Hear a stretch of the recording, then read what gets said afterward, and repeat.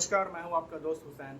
Double nine के talk show में आपका स्वागत है। चलिए आज आपकी मुलाकात कराते हैं मिस्टर अवनीश से, जो आज एक सक्सेसफुल स्टार्टअप टिफ़िन बस के फाउंडर है। चलिए शुरू करते हैं बातचीत का सिलसिला मिस्टर अवनीश से। इससे पहले चैनल को सब्सक्राइब करें, बेल आइकन को ज़रूर प्रेस करें। इससे हमारा और आपका रिलेशन और मजबूत होगा। मैं झारखंड के एक छोटे से टाउन झुमरी तिलिया से बिलोंग करता हूँ। 12th तक मेरी पढ़ाई झारखंड में हुई। ग्रेजुएशन और मास्टर्स मैंने दिल्ली एनसीआर से किया। मास्टर्स करने के बाद मैं 3 साल पीआर में काम किया। उसके बाद मैं अपने होम टाउन शिफ्ट हो गया क्योंकि मुझे कुछ अपना बिजनेस स्टार्ट करना था। शिफ्ट होने के बाद जब मैं वहाँ कुछ बिजनेस एक्सप्लोर कर रहा था, उसी दौरान मैं अपनी शॉप पे बैठा जो स्वीट्स का है और इस्टेब्लिश्ड है, और वहाँ का केसरिया कलाकंद काफ़ी फेमस है। मुझे कुछ ऐसा स्टार्ट करना था जिसमें इन्वेस्टमेंट कम हो और जिसमें मैं अपने एमबीए स्किल्स का यूज़ कर सकूं, बट मुझे यहाँ स्कोप दिख नहीं रहा था। इसलिए मैं फाइनली रांची मूव किया, जो झारखंड का कैपिटल है। रांची तो मैं आ गया, लेकिन हर चीज़ मेरे लिए नई थी और किसी का सपोर्ट नहीं था। मुझे याद है मैं 5 अप्रैल 2013 को रांची आया था और मैं फर्स्ट डे से ही जगह ढूंढने में लग गया था। उस समय स्कूल टाइम के एक टीचर थे, डॉक्टर रत्नेश सिंह। मैंने उनसे बात की और उनकी बेटी की स्कूटी ले आया। स्कूटी पेप प्लस थी, जो टीवीएस की थी। मैंने उसे ठीक कराया और फिर पूरा रांची उससे कवर किया। बहुत ही मुश्किल से फाइनली 1 मई को एक जगह फाइनलाइज हुआ, जो एक घर था और काफी दिनों से बंद था। घर के ओनर डॉक्टर संजीव थे और वो काफी इम्प्रेस हुए थे। आई फेल्ट हैप्पी क्योंकि the journey has started. Next जो मेरा काम था वो जगह को मॉडिफाई करना और अपना होमवर्क कंप्लीट करना, जैसे ऑर्गेनाइजेशन का नाम क्या होगा, लोगो क्या होगा, पंचलाइन क्या होगा, स्टाफिंग का रिक्रूटमेंट कैसे होगा, कस्टमर्स कहाँ से आएंगे, ट्रेड लाइसेंस था, फूड लाइसेंस था, ग्रोसरी कहाँ से आएगा, वेजिटेबल्स कहाँ से लेना होगा, इक्विपमेंट्स कहाँ से मैं लूँगा। इन सारी चीज़ों को अरेंज करने में 3 मंथ्स लग गए और फाइनली 1 अगस्त 2013 टिफिन बस हैड स्टार्टेड। स्टार्टिंग में मेरे को खुद कुकिंग, पैकिंग और डिलीवरी में लगना पड़ता था क्योंकि हम लोग इस फील्ड में नए थे। एक चीज़ मैंने दिमाग में बैठा लिया था कि अगर बिजनेस को खड़ा करना है तो दिमाग से एमबीए, डॉक्टर, इंजीनियर को निकाल देना होगा और बस ये बैठा लेना होगा कि हम पढ़े लिखे मजदूर हैं। जब जॉब में था तो 10 घंटे काम करता था और यहाँ 15 से 16 घंटे। इनिशियल फेज में मुझे 2 लोगों का सपोर्ट मिला। फिर एक नेबर थी उनका, जिन्होंने मुझे कुछ किचन इक्विपमेंट्स दिया, और दूसरा मेरे कज़न मामा, जिन्होंने मुझे मार्केट एक्सप्लोर करने में मदद की। इसके साथ 2 स्टाफ का भी सपोर्ट रहा, जो स्टार्टिंग से ही अभी तक मेरे साथ है। 1 साल तक टिफ़िन प्रोवाइड करने के बाद मैंने ये नोटिस किया कि ये काम से सर्वाइवल नहीं है, मुझे इसे अपग्रेड करना होगा। फिर मैं धीरे धीरे कोल्ड कॉलिंग और रेफरेंसेस से मीटिंग निकालता गया, मीटिंग करता गया और कंपनी जोड़ता गया। साथ में काम को थोड़ा डाइवर्सिफाई किया, जैसे टिफ़िन से थाली, थाली के साथ साथ आला cart, snacks packet, birthday, kitty party, छोटा मोटा मीटिंग, ट्रेनिंग। सबको लगा था कि मैं सर्वाइव नहीं कर पाऊंगा, क्योंकि घर से बाहर कोई बिजनेस स्टार्ट करना और उसे प्रॉफिट में ले आना भगवान से मिलने बराबर है। क्योंकि हम लोग मिडिल क्लास फैमिली से बिलोंग करते हैं और हम लोग डरपोक होते हैं, रिस्क लेना नहीं चाहते हैं और हमेशा कंफर्ट जोन में रहना चाहते हैं। लेकिन मुझे ये पता था कि अपने हिस्से का स्ट्रगल मुझे खुद करना है अगर कुछ अचीव करना है।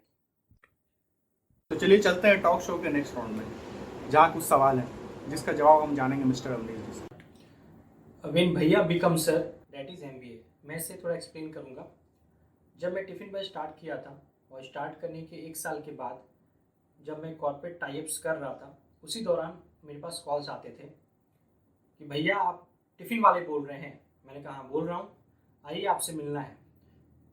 तो मैं अगले दिन जब उनसे मिलने जाता था तो मैं कंप्लीट फॉर्मल्स में रहता था और मेरा गेटअप ही देख के वो हाईली इम्प्रेस्ड हो जाते थे और मैं भैया से सर हो जाता था और मुझे वो चाय भी पिलाते थे और ऑर्गेनाइजेशन से मेरा टाइप भी हो जाता था।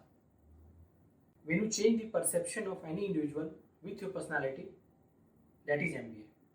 In my opinion, success depends upon 2 things. पहला sacrifice, दूसरा practice.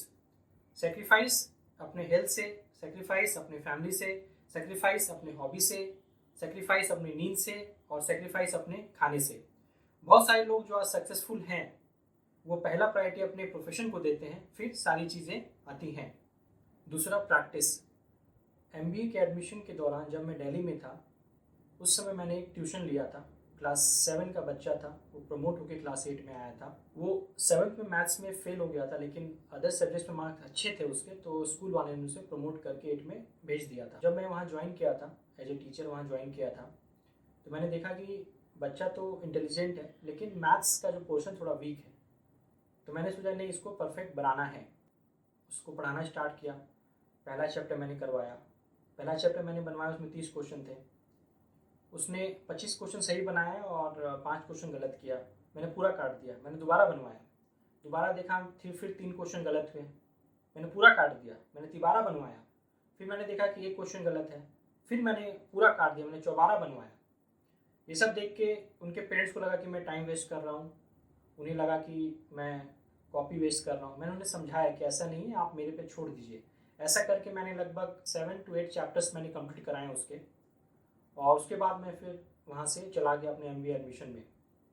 फिर मेरे पास फ़ोन आया, एक दिन फ़ोन आया उनके पेरेंट्स का कि सर बच्चे का यूनिट टेस्ट था और उसने 25 में 25 स्कोर किया, और टीचर्स ने उसे बुला के क्लैप भी करवाया। मैं भी शॉक था। फिर मैंने देखा एक क्वेश्चन ऐसा था जो मैं भी समझ नहीं पाया था कुछ पॉइंट ऑफ टाइम के लिए, वो बनेगा कैसे, लेकिन बच्चे ने बना दिया था। तो इससे ये क्लियर होता है कि सक्सेस परफेक्शन से आता है और परफेक्शन प्रैक्टिस से। इसी बात पे हम 2 लाइन बोलना चाहेंगे। कुदरत ने हम सबको हीरा ही बनाया है, कुदरत ने हम सबको हीरा ही बनाया है, बस शर्त ये है जो घिसेगा वही चमकेगा। रिस्क तो है, अगर आप रिस्क नहीं लेंगे तो आप स्टैग्नेंट हो जाएंगे। जो रिस्क लिया है वो आगे बढ़ा है, but it should be calculative risk. अगर आप एक क्रिकेट मैच में बैटिंग करने उतरे हैं और अगर आप 6 के 6 बॉल पे हिट करना चाहेंगे तो आप आउट हो जाएंगे। वहीं अगर आप सारे डिलीवरीज को देख के खेलेंगे तो आप लंबा टिक पाएंगे वहाँ पे। इसके अलावा बहुत ही पेशेंस चाहिए बिजनेस को करने के लिए, क्योंकि इनिशियली बहुत लॉसेज होते हैं जो आपको बियर करने होंगे, और जब बिजनेस पुराना होता है तो कस्टमर जुड़ते हैं और धीरे धीरे आप भी ग्रो करते हैं और बिजनेस भी फ्लरिश करता है। टिफ़िन बस स्टार्ट करने के बाद 1 साल में जब टिफ़िन सप्लाई करता रहा, उस समय मैंने ये ऑब्जर्व किया कि टिफ़िन वाला काम उतना प्रॉफिटेबल नहीं है, इसको अपग्रेड करना होगा, लेकिन कैसे ये मुझे भी पता नहीं था। उसके कुछ दिनों बाद मेरे पास एक रेफरेंस आया, वो मेरे कस्टमर थे, उन्हीं से रेफरेंस मिला, और मैं उनके ऑफिस जो आइडिया कॉल सेंटर का था वहाँ गया। वहाँ पे एडमिन से मिला। एडमिन काफ़ी मेरे से इम्प्रेस हुए, और फाइनली टिफ़िन बस entered into a corporate world and we have received the order for 90 veg thali, and that was a big deal for me. First corporate order देने के बाद मैंने ये ऑब्जर्व किया, ये काम टिफ़िन से बेहतर है और प्रॉफिटेबल भी है। मैं यंग प्रोफेशनल को यही बोलना चाहूँगा कि पहले आप एक डायरी बना लें, उसमें डेली की एक्टिविटी लिखें कि आज मेरे को क्या करना है।